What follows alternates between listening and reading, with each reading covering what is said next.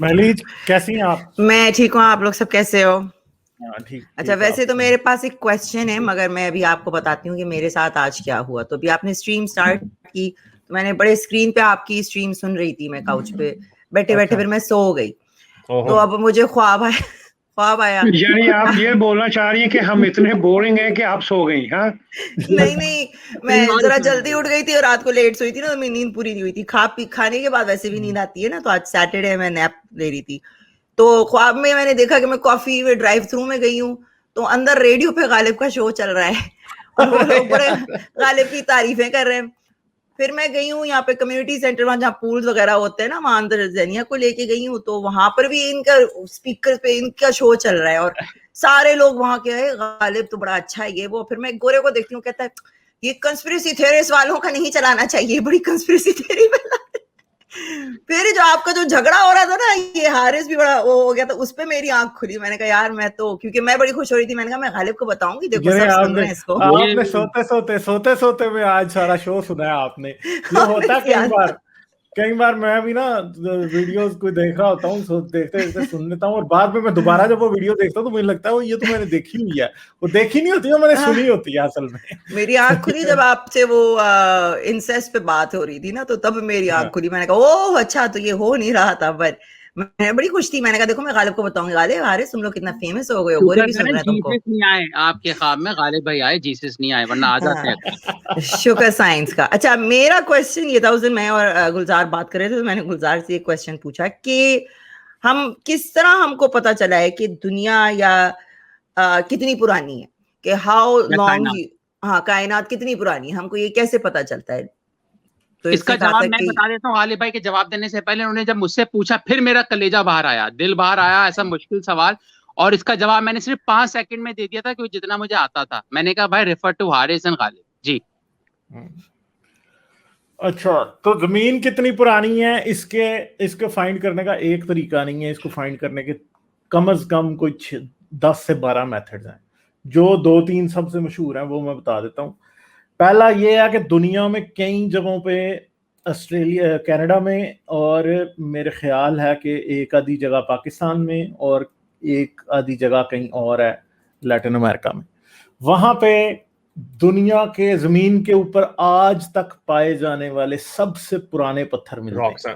Australia का हाँ, Australia का मुझे नहीं पता, कनाडा का कंफर्म है, पाकिस्तान का मेरे ख्याल में कि शायद नहीं है, एक और जगह है जहां पे वो रॉक्स ऐसे हैं कि वो सबसे पुराने रॉक्स हैं। रॉक्स क्या होते हैं, अर्थक्वेक्स की वजह से किसी टाइम आके रॉक्स की कुछ ऐसी लेयर जमीन पे एक्सपोज हो जाती हैं कि वो जो है ना, फिर उनको आप उनके सैंपल लेके उनको स्टडी कर सकते हैं। तो उन रॉक्स की जो स्टडी की गई है, वो सबसे पुराने रॉक्स की, उन रॉक्स की जो एज है रेडियोमेट्रिक डेटिंग के मुताबिक, वो 4.3 बिलियन ईयर्स बनती है उन रॉक्स की।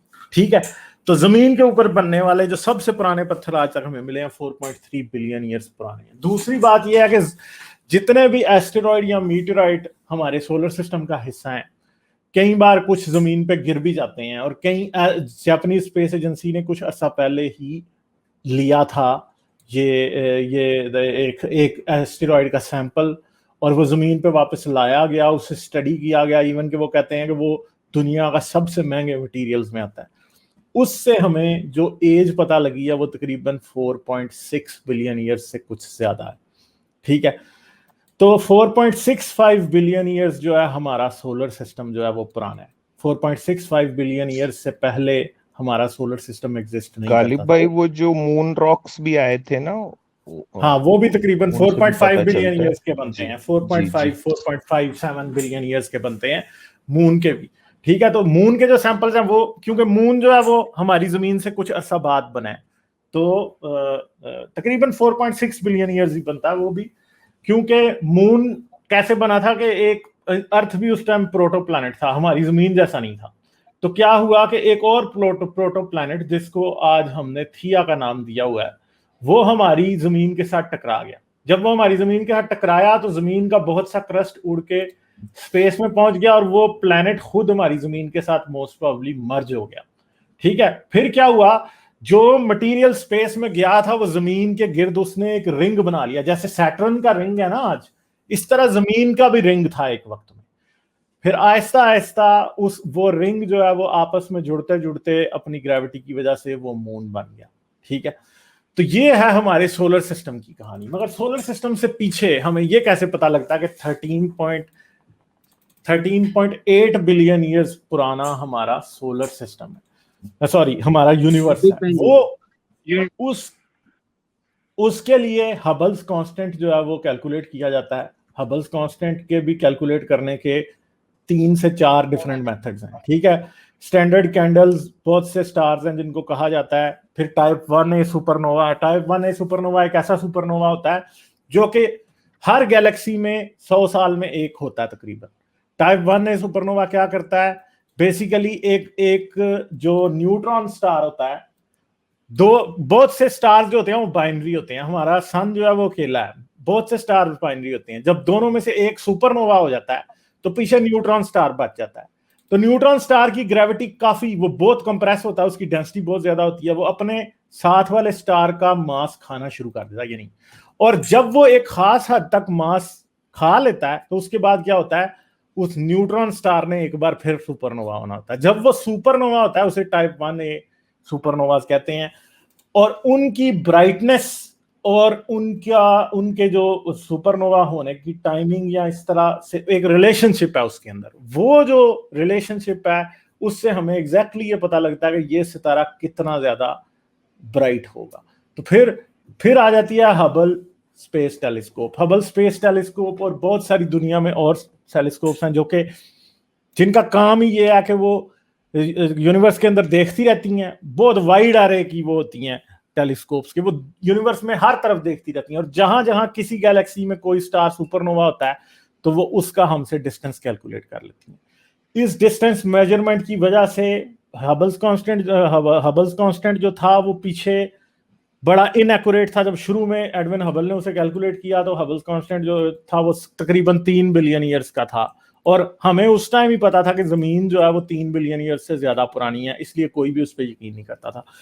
तो आहिस्ता आहिस्ता फिर क्या हुआ कि टाइप 1A सुपरनोवास की वजह से यूनिवर्स को मैप करने का जो सिलसिला है वो ज्यादा आगे बढ़ता रहा। और बढ़ते बढ़ते आज हम इस पॉइंट पे पहुंचे हैं कि हबल्स कांस्टेंट जो है उसकी एक खास वैल्यू की वजह से हमें ये पता है कि यूनिवर्स जो है 45.7 बिलियन ईयर्स ओल्ड है और लाइट की ये स्पीड है। और एक्सपेंशन ऑफ स्पेस का रेट जो है वो जारी बात है, कॉम्प्लेक्स बात है, मैं भी आपको समझा नहीं पाऊंगा। अगर मैं ये कहूं कि मुझे उसकी पूरी अंडरस्टैंडिंग है तो वो नहीं है।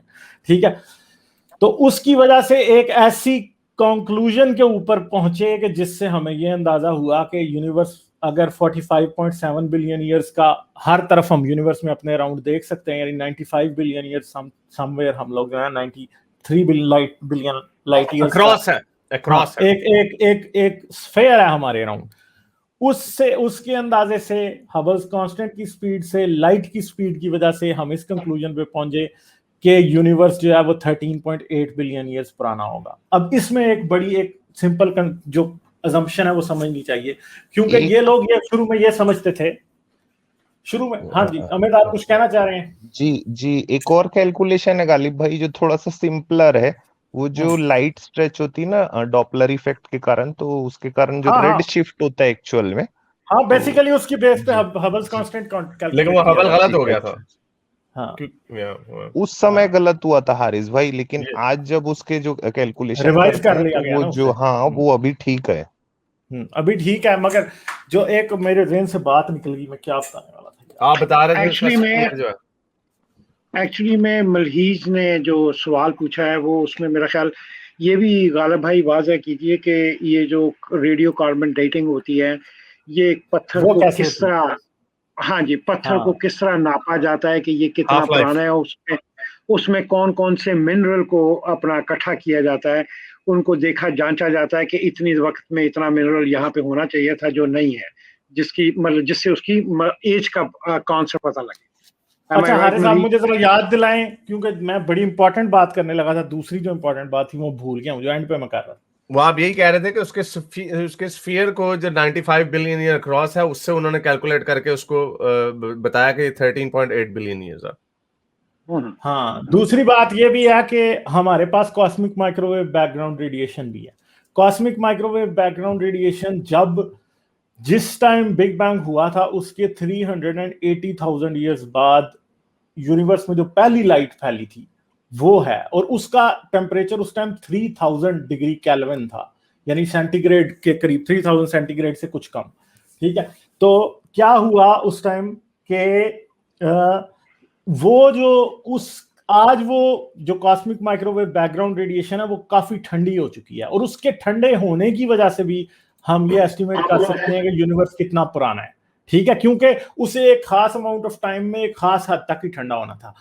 तीसरी जो बात जो इंपॉर्टेंट है वो ये समझने वाली है कि लाइट की एक फाइनाइट स्पीड है। ठीक है, फर्ज करें कि अगर यूनिवर्स 13.8 बिलियन ईयर्स से ज्यादा पुराना हो, या यूनिवर्स फर्ज करोगे 1 ट्रिलियन ईयर्स पुराना हो, तो हमें आसमान में जब हम अपनी टेलीस्कोप्स को शूट करेंगे, लाइट लगाए देखने की कोशिश करेंगे, तो हमें इससे बहुत ज्यादा सितारे नजर आएंगे। यानी यूनिवर्स अगर आज से 1 बिलियन साल बाद हम चले जाएं तो हमारी टेलीस्कोप्स जितने सितारे आज देख सकती हैं, जितनी गैलेक्सीज आज देख सकती हैं, इससे बहुत ज्यादा गैलेक्सीज देख सकेंगी। ठीक है, तो इस वजह से हमें यह पता लगता है कि यूनिवर्स पुराना कितना है, इससे भी कुछ एस्टिमेट्स लगते हैं। मगर ये सारी बड़ी कॉम्प्लेक्स बातें हैं। अगर मैं आपको ये कहूं कि आई अंडरस्टैंड इट, तो मैं आपसे ये दावा नहीं कर सकता कि मेरा तो खुद दिमाग इधर उधर हो गया। तो मगर रॉक्स वाली बात की तरफ मैं जरूर जाऊंगा, क्योंकि वो बड़ी इंपॉर्टेंट बात है। कई बार लोग ये पूछते हैं, 1 मिनट महलीज, सॉरी मैं 2 मिनट बता लूं। रॉक्स वाली बात जो है वो बहुत इंपॉर्टेंट है। वो कैसे, अब ये कहते हैं कार्बन डेटिंग या रेडियोमेट्रिक डेटिंग आप नहीं कर सकते जी। कई बार मुझे तो सबसे ज्यादा हंसी आती है ना जिस कमेंट पे, ये टुन्नी भी और ये मोमिन भी दोनों मुझे ये कहते हैं गालिब तो भाई अरबों साल पुराना है कि ये बातें बताता रहता है हमें। ठीक है भाई, मैं बात ये है कि थोड़ा बहुत कुछ समझने की कोशिश करो, पढ़ो। अगर आपका एटम बम काम करता है ना, इंडिया ने भी एटम बम बनाया, पाकिस्तान ने भी एटम बम बनाया, न्यूक्लियर रिएक्टर्स भी बनाए हैं, कराची में एक है, इंडिया में 1 से ज्यादा है। ठीक है, जिनके जरिए आपके घर में बिजली मिल रही है, जिसके जो आप न्यूक्लियर पावर के नारे लगाते फिरते हो ना हर तरफ, या तो आपके न्यूक्लियर पावर के सारी बातें झूठ हैं, या अगर वो सब झूठ है ना, यानी आपने एटम बम नहीं बनाया, तो तब जो मैं जमीन की एज आपको बता रहा हूं वो गलत होगी, क्योंकि ये सब कुछ न्यूक्लियर डिके के ऊपर बेस करता है। न्यूक्लियर डिके क्या होता है कि हर एलिमेंट, दुनिया में कुछ एलिमेंट ऐसे हैं जो कि नॉन रेडियो एक्टिव है, जैसे कि लोहा, नॉर्मल लोहा जो आपको मिलता है नॉन रेडियो एक्टिव है। ऑक्सीजन जो आप ब्रीथ करते हैं वो नॉन रेडियो एक्टिव है। आपके जिस्म में जो कार्बन है मोस्टली वो नॉन रेडियो एक्टिव है, मगर उसमें से कुछ ऐसा है जो कि रेडियो एक्टिव है। ठीक है, एक कार्बन ऐसा होता है जिसे C12 कहते हैं, जिसका एटॉमिक नंबर 12 है, मगर एक ऐसा भी कार्बन है जिसका एटॉमिक नंबर 14 है, जिसने डिके करना होता है। ठीक है, वो 2 न्यूट्रॉन्स एमिट करके क्या करता है, वो क्या कर देता है। हाफ लाइफ भी बता दीजिए तो इनको ज्यादा इजी समझ आएगा। हाफ लाइफ, तो अब हाफ लाइफ क्या होती है? हाफ लाइफ उसको कहते हैं, फर्ज करो जी आपके पास रेडियो एक्टिव कार्बन का क्या है, आपके पास 1 किलो रेडियो एक्टिव कार्बन है। ठीक है,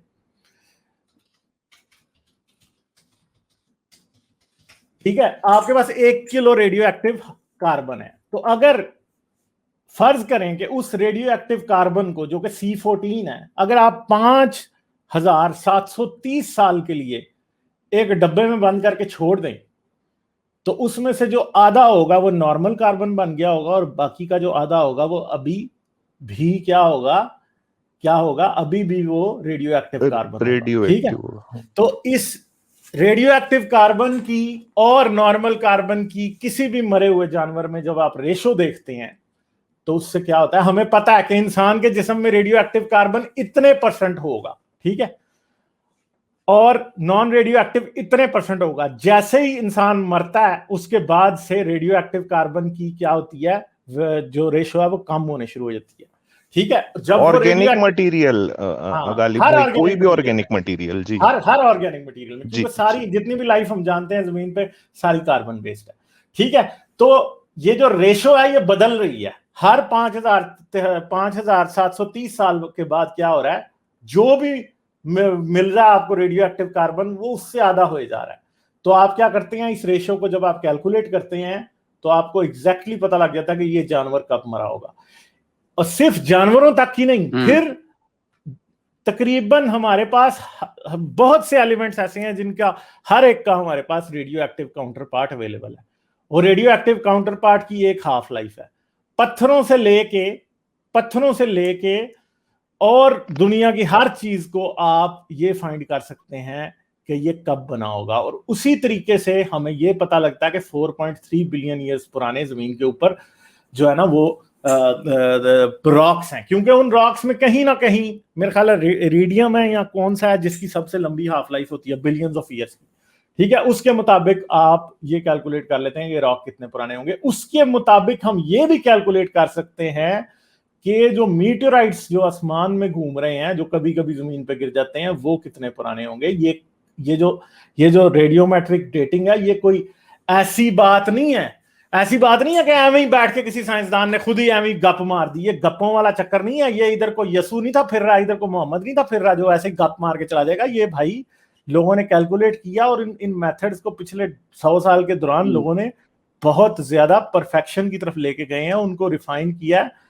बातें बहुत आगे जा चुकी हैं। अब आप वो ये जो रॉक्स रहती है ना गालिब भाई, उसमें क्या होता है, वो जो इंडेक्स फॉसिल्स होते हैं एक्चुअल में, तो उसमें भी जो कार्बन 14 है वहां से भी हम निकाल सकते हैं कि नहीं, मगर बिलियंस ऑफ ईयर्स पे कार्बन 14 नहीं ना होता, ठीक है। हाँ, मेरे ज़हन में, जो मैंने यूनिवर्सिटी में पढ़ा था, मेरे ज़हन से निकल गया हुआ है कि कौन सा है अभी पता, मतलब अगर देखें तो मैं रेडियो एक्टिविटी नाइट्रोजन 14 है क्या? नहीं नहीं, नाइट्रोजन नहीं है, वो रेडियम है या कोई और है जिसकी सब जो रॉक्स के मामले में यूज किया जाता है। मैं एक वीडियो बना दूंगा इसके ऊपर, एक प्रॉपर। मैंने मेरे ख्याल में रेडियो एक्टिव डेटिंग, हाँ बिस्मिथ, हाँ हाइपर एक्टिव ने सही बताया, बिस्मिथ 209, ठीक है। तो थैंक यू। तो बहुत सारे ऐसे हैं जो कि यूज होते हैं, और डेटिंग जो रेडियोमेट्रिक डेटिंग है, ये बड़ी एक रिफाइन साइंस है, और उसके मुताबिक हमें ये पता लग जाता है कौन सी चीज कितनी पुरानी है और कितनी नहीं है। रेडियम की भी बात है, बिस्मिथ रेडियम, ये जो इनकी बहुत लॉन्ग लाइफ है, इसलिए इनको फिर रॉक्स की डेटिंग में यूज किया जा सकता है, ठीक है। मैं लुकमा देना चाहता हूँ वरना तशनगी रहेगी। देखें, मेरे पास 2 बातें, मैं लुकमा दे रहा हूँ सिर्फ। लुकमा ये है, मैंने रिचर्ड डॉकिन की किताब अभी पढ़ी थी, द मैजिक ऑफ रियलिटी, ठीक है। और मुझे जाहिर सी बात है समझ में नहीं आई, मेरा साइंस का इतना स्ट्रॉन्ग बैकग्राउंड नहीं। उसमें ये क्या था, वो ये कहना चाह रहा था Richard Dawkin, maybe I am wrong, कि रोशनी के रंग बदलने से वो कायनात की उम्र का अंदाजा लगाते हैं। जो सितारों की रोशनी हमारे तक आती है, कलर चेंज होते हैं, वो जो हाँ, एक वो इस पे कमेंट कीजिएगा रेड शिफ्ट की वजह से। गालिब भाई वो ना एक मिनट, रेड शिफ्ट वाली बात मैं और हारिस यूनिवर्स फ्रॉम नथिंग की पहली कर चुके हैं, कर रहे हैं। बड़ी डिटेल से, जिसने नहीं देखी वो जरूर जाके देखें। Red shift, Doppler effect, red shift, expansion of universe, सारी बात उसमें हम दोनों करके आए हैं। ठीक है, आई अपोलोजाइज का मतलब हमें देखनी चाहिए। दूसरा सवाल, एक मिनट इसमें अमित भाई, एक छोटी सी बात, मैंने सुना है जो दरख्तों की उम्र का आप अंदाजा लगाते हैं, जो उनमें लाइनें बनी हुई होती हैं, तो उसको भी हम इससे लेंगे। Sorry Amit, I cut you, but you can continue, I am done. अच्छा, ये किसी ने इधर कहा carbon dating is only valid up to 80,000 years old, older than that radiometric dating. भाई मसला ये है कि 80,000, मैं वही बता रहा हूँ गालिब भाई, 80,000 ईयर्स तक भी बहुत मुश्किल से कोई बायोलॉजिकल मटेरियल 80,000 ईयर्स सर्वाइव करेगा। इसलिए रेडियोमेट्रिक कार्बन डेटिंग इज, और कार्बन डेटिंग जो है वो भी रेडियोमेट्रिक डेटिंग ही है। वो क्या है, वो बेसिकली मतलब जो शॉर्ट टाइम के लिए करते हैं वो है, कार्बन की हाफ लाइफ के ऊपर डिपेंड करता है। हाँ। अच्छा, ये कह रहे हैं स्टॉर्म पायलट तुम रहने दो, देखें आर्गन मेथड है गालिब भाई। हाँ जी, पोटेशियम आर्गन मेथड है। हाँ, पोटेशियम आर्गन भी है, बिल्कुल। देखो आप अपनी बात पूरी कर लीजिएगा, मैंने सॉरी कट किया था। नहीं, स्टॉर्म पायलट कह रहे थे रहने दो, कह रहे हैं कंफ्यूज कर। देखो, मुझे जिस चीज के बारे में नहीं पता, आई एम वेरी क्यूरियस, क्यों नहीं मैं पूछूं। मुझे थोड़ी बहुत जो समझ में आई मैं उस पर और रिसर्च करूंगी। आई वांट टू लर्न ना, हमें सब, मुझे तो सब कुछ नहीं पता ना। I want to learn, and when I have friends like this, मेरे यानी आप भी सीकर बन गई हैं, यानी आप भी सीकर बन गई हैं। सीकर नहीं, सीकर नहीं। अच्छा, मैं एक यहाँ पर मेरे ट्विटर पे मैंने आज एक वीडियो देखा, जरा अमित शायद मुझे बता दें कि इसमें हो क्या रहा है। मैं जरा आपके साथ शेयर करती हूँ, अगर आप शेयर कर दो। मेरी समझ में नहीं आ रहा है कि वो बोल क्या रहे हैं, हिंदी में बोल रहे हैं, तो शायद ये बता दें। मैंने ये शेयर किया आपके साथ। सबको गुड इवनिंग। अच्छा, हाँ, ये लड़ाई ये तो नहलीज इसके ऊपर वो आ जाएगा, क्योंकि ये वायलेंस अगेंस्ट अ वुमन है। अच्छा, ट्विटर पे जाके आप जरूर देख सकते हैं, क्योंकि इसको मारा है, इस पंडित ने इसको बहुत मारा है। ठीक है, मैंने आपकी टाइमलाइन पे ही देखा था, मुझे नहीं पता कि वो क्यों मार रहा था उसे, ठीक है, बट ये है कि वो उसने मैं भी उसे देखूंगा। मारा है, बहुत बुरे तरीके मैं भी से मारा है देखूंगा। उसने औरत को। हाँ, मुझे आप और बताना, औरत- क्योंकि वहां नीचे जो दीक्षित साहब के एक बहुत बड़े भक्त है ना, वो आकर मुझको गालियां लिख रहे हैं कि पता नहीं क्या क्या, तुम्हारा तो दिमाग कहाँ है। तो भैया कितने अच्छे सपोर्टर्स हैं इनके, यानी उसको अच्छा, डिफेंड जब कर रहे तक- हैं। जब हरजीत आप पाजी कहते हैं वेल समझ नहीं आई कुछ भी, फिर वेल पाजी I will try to make it easier to understand next time. ठीक है, जरूर मैं करके बताऊंगा। ठीक है, नेक्स्ट टाइम मैं साइंस का चैनल इसीलिए शुरू कर रहा हूँ कि ये बातें फिर आहिस्ता आहिस्ता मैं उसमें कवर करूंगा। हरजीत जी, हम दोनों खुद बैठ के ना रिसर्च करते हैं, हम दोनों स्टूडेंट्स बन जाते हैं। देखिए, मुझे नहीं लगता कि कोई एम्बैरेसिंग इसमें फील करना चाहिए अगर आपको कोई चीज नहीं पता। मुझे नहीं पता बहुत सारी चीजें, I am not embarrassed to ask people questions. कैसे पता चलेगा आपको? देखे, everyone is ignorant about something. बहुत सारी, कोई बंदा ये नहीं कह सकता I know everything. Even Einstein भी नहीं कह सकता। नहीं, टुनीस को तो सब पता होता है ना, टुनीस को सब पता होता है। यार उनके वेद में लिखा हुआ है, उनके अमित कमेंट करेंगे, वेद में लिखा हुआ है ना सब कुछ, भगवत गीता में लिखा हुआ है, तो कैसे वो गलत हो सकता है यार। और मलहीज, जब आपको कोई गालियां निकाले तो मैं उनको नेमत की तरह लेता हूँ। मुझे ऐसा पता लगता है उससे मुझे नेमत की तरह लेती है। हाँ, मैं बिल्कुल नेमत की तरह लेता हूँ। बल्कि मैं खुश होता हूँ कि मतलब कि यार कितने अच्छे लोग हैं जो मुझे इतनी तरीके से सुन रहे हैं या देख रहे हैं कि इनके दिलों में मैं जज्बात उठा रहा हूँ, अंगड़ाई ले रहे हैं उनके जज्बात मेरे बारे में। मुझे तो ये ख्याल दिखता है ना कि से- देखिए उनकी रिलीजन उनको क्या सिखा रही है। मैं तो ये कहती हूँ, देखो अच्छा ये सिखाया तुम्हारी रिलीजन, वाह बड़ी महान है, या आपकी फैमिली ये सिखाती है, वाह। फैमिली भी छोड़ दो, रिलीजन, क्योंकि अपनी रिलीजन की वजह से मुझे गालियां दे रहे होते हैं ना, और फिर कहते हैं हमारे रिलीजन में तो औरतों की बड़ी इज्जत है। अच्छा, कॉन्ट्रोडिक्ट, आप सबसे पहला कॉन्ट्रोडिक्शन तो वही कर रहे हो। खैर कोई बात नहीं, गालियां देते रहो, मैं उससे डबल दूंगी तुमको।